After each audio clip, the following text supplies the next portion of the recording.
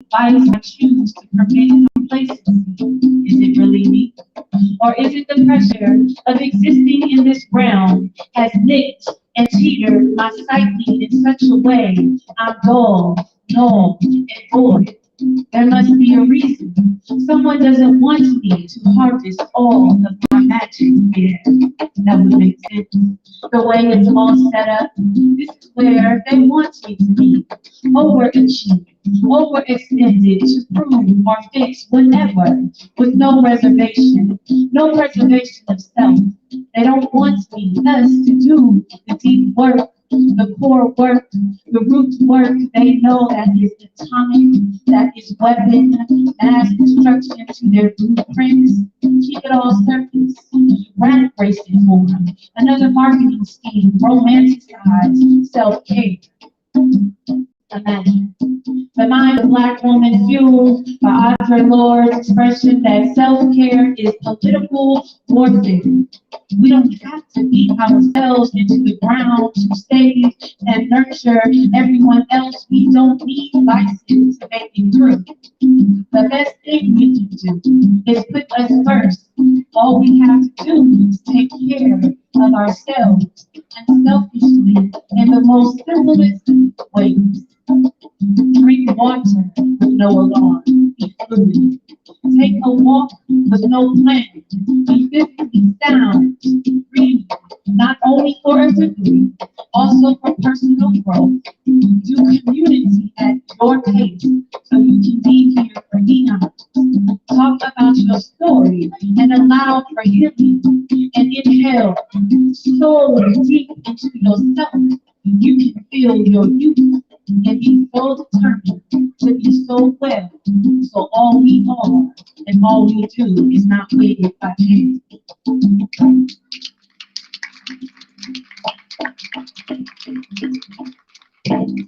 Back up there. Um, so this next piece is a little bit of storytelling. In addition to doing poetry, I enjoy writing short stories and poetry. So this is called Frame of Mind.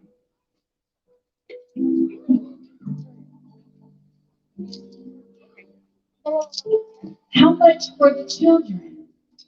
The old white man gleefully asked. Mother, jokingly and in laughter, replied, free.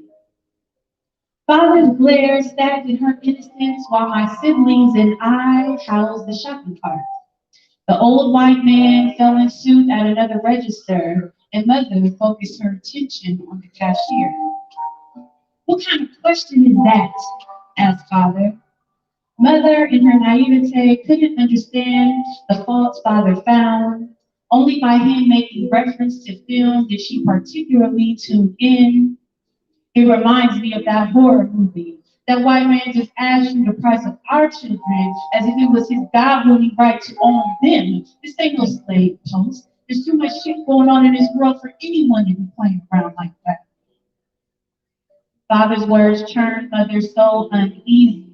Her eyes gazed as her head accounted for each of us in rhythm. Mother was calculating.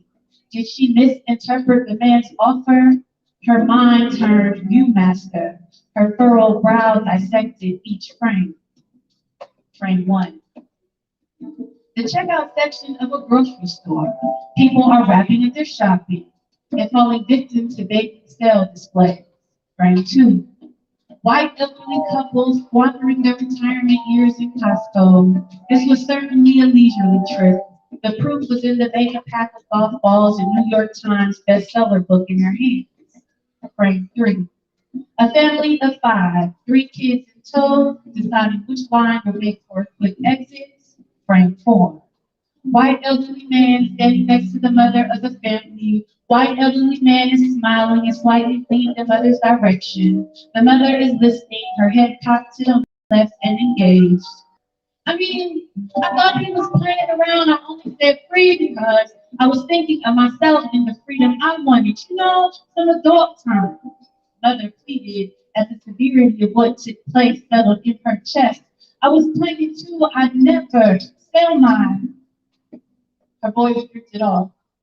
Mother's body stiffened, her head again cocked as her eyes locked with Father's, her body lit found refuge under her top lip. Father's eyes time-lapse history and briefed her on current events. Mother watched him as a chill turned violent storm in her body. First, her confusion resided in her bone marrow. Next, her confusion turned into self-anger to the realization she wasn't as bold as she thought. Her frames were distorted by slithers of her conditioning. Her conditioning gave white people rites of passage to insults. Maybe her experience was too minuscule to see big pictures. Her fair skin befriended colorism. Father's dark skin was criminalized by colorism. Mother had only been called nigger once by children who showed fear after being confronted. Father can't count how many times he was called nigger by children, by police, by neighbors, by passengers of pickup trucks, dogs under Confederate flags. Father has studied and knows about slave post highest bidders and the cleaving of bloodlines. Father is not endorsing her innocence or giving her pass from her ignorance. Mom, Dad, my younger brother cautiously intervened. Yes, sir, I know. You're hungry. Let's go. Mother responded wearily. We walked to car in unison. Mother's silence is our warning to leave her locked in her thoughts. She was resetting her frames. Frame one.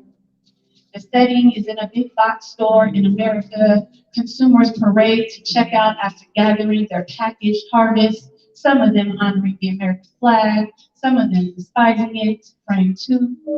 White elderly couples squandering their retirement years at Costco admire a family from afar. This was certainly a leisurely trip. The proof was in the makeup pack of golf balls in New York Times bestseller book in their hands. Mother resets the frame. Frame two. White elderly couple squandering their retirement years in Costco, hawk their prey. They need workers in their elderly age. Frame three. A black family of 5 and 3 children in tow. Mother and father, both healthy and present. They are happy they stuck to their grocery list. Frame four. Elderly man standing next to mother of the family. Elderly man is smiling and slightly leaning in the mother's direction. The mother is listening, her head cocked to the left and engaged. Frame five. Mother's face appears alarmed. Father's face is disgruntled. Frame five. Mother's face appears disgusted. Father's face is disgruntled. Frame five. Mother's face appears apprehensive. Father's face is disgruntled. Frame five. Mother and father's face is disgruntled.